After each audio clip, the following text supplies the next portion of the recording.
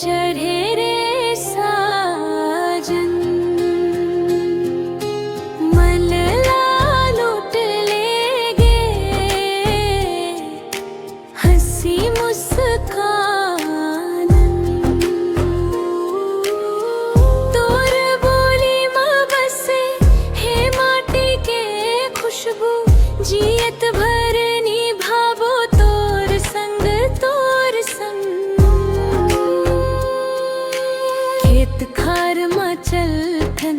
पाँव मा पायल बाजे तोर आँखी के सपना रात दिन मोला साजे चिराई चिरगुन गाथे माया के कहानी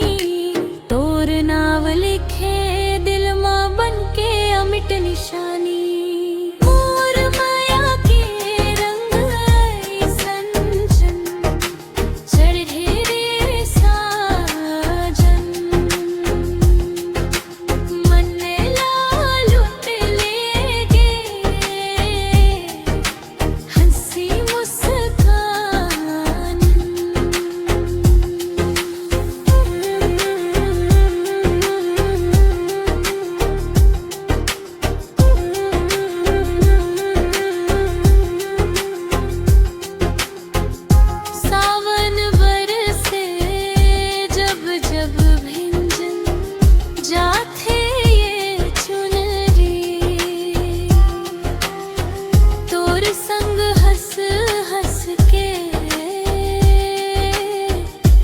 जाथे मोर जिंदगी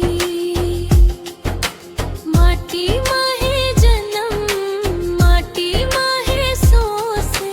तोर माया के बंधन मा मोर सांस बस गे ढोलक मांदर बजे नाचे मन मतवाला छत्तीसगढ़ के माया जगमा सबसे निराला चढ़े रे साजन जन्म जन्म निभाबो तोर संग बंधन।